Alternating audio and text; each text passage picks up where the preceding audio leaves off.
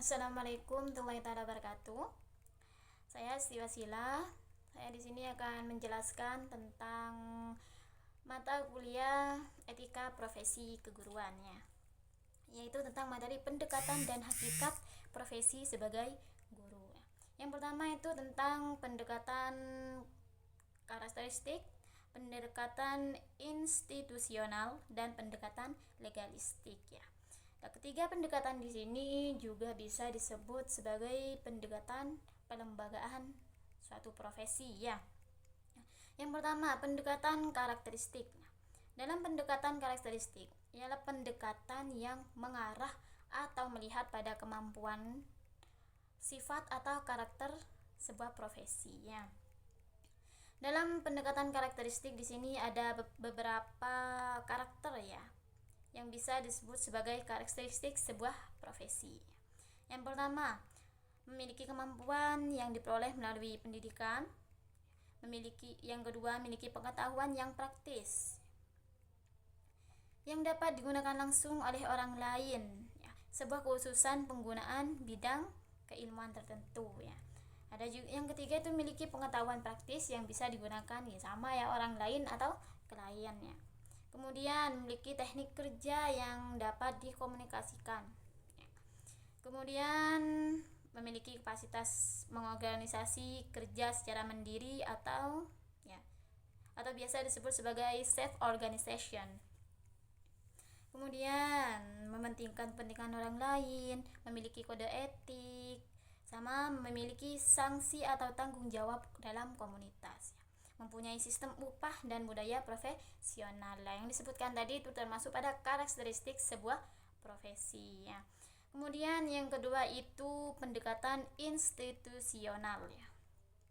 Pendekatan institusional di sini pendekatan yang memandang pada kemajuan suatu pekerjaan ke arah pencapaian status ideal suatu profesi. Di sini ada beberapa langkah ya. Ada 5 langkah dalam pendekatan institusional. Yang pertama, memunculkan suatu pekerjaan yang penuh waktu atau full time, tapi bukan pekerjaan sambilan atau bukan pekerjaan sampingan ya. Yang kedua itu menetapkan sekolah sebagai tempat menjalani proses pendidikan atau pelatihan.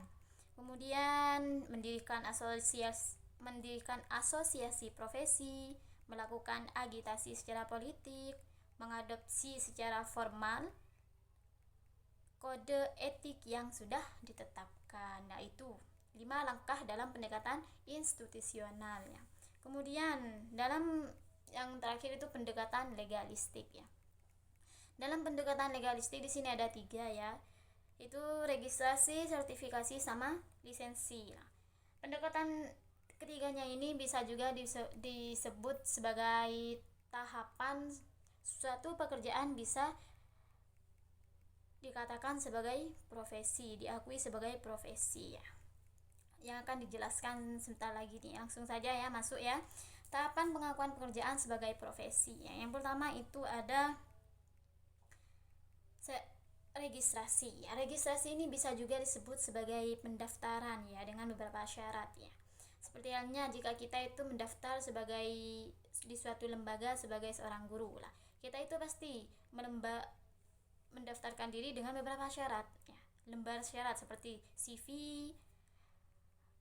ijazah terakhir, dan yang lainnya ya. Kemudian yang kedua itu sertifikasi ya.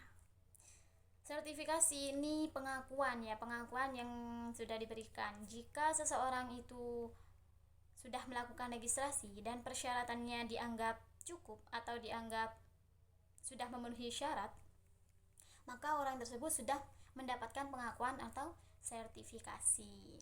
Yang ketiga itu lisensi. Lisensi ini bisa juga dikatakan izin ya. Jika seseorang sudah melakukan registrasi, sertifikasi, maka ia sudah mendapatkan lisensi atau izin untuk mempraktikkan kemampuannya. Sebagaimana halnya tadi seorang guru, ketika dia sudah melakukan registrasi dan sertifikasi, maka dia sudah boleh mempraktikkan atau sudah boleh mengajar lah, seperti itu. Kemudian tentang yang ketiga itu tentang ranah pengembangan keprofesian seorang guru ya. Dalam hal ini ada 3 juga ya. Yang pertama itu penugasan ya. Dalam penugasan ya seperti biasa, guru menjalankan tugas pokoknya sesuai beban mengajar yang sudah ditentukan ya. Yang kedua itu promosi atau pengajuan ya.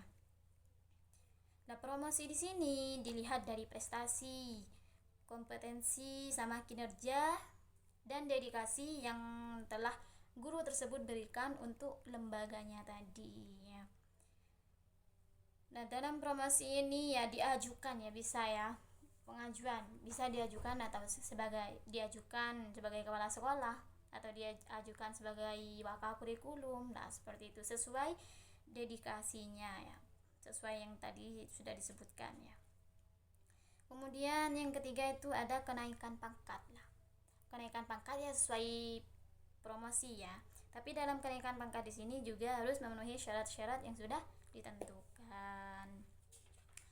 Kemudian yang selanjutnya, ciri-ciri guru profesional ya. Guru profesional. Di sini saya mengambil 2 pendapat ya. Yang pertama itu menurut Umar Sulaiman. Menurut Umar Sulaiman itu ada 2, yaitu yang pertama tanggung jawab, keahlian, dan yang kedua tanggung jawabnya. Bagaimana ya, seperti seorang guru, dia harus mempunyai keahlian. Menjadi seorang guru, keahlian dalam mengajar, keahlian dalam menghadapi anak-anak, tanggung jawab dalam mengelola kelasnya ya, tanggung jawab terhadap tugas-tugasnya lah, seperti itu. Kemudian menurut Munawir dan kawan-kawan ya, itu ada 10 ya.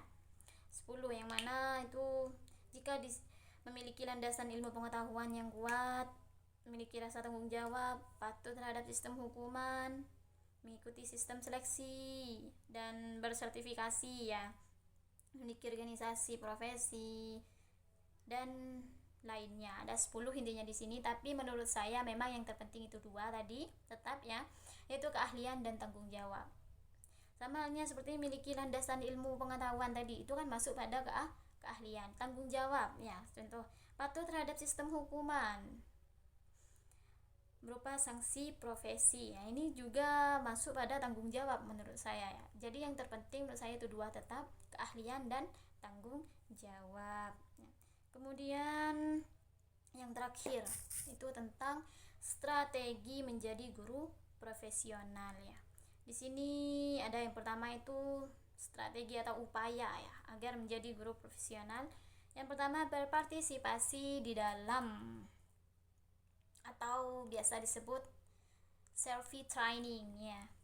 Kemudian sering membaca dan menulis jurnal atau makalah ilmiah lainnya, berpartisipasi di kegiatan pertemuan ilmiah, melakukan penelitian seperti PTK, dan juga berpartisipasi dalam organisasi atau komunitas profesional.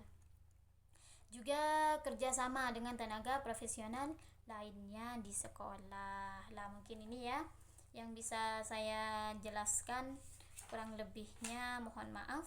Assalamualaikum warahmatullahi wabarakatuh.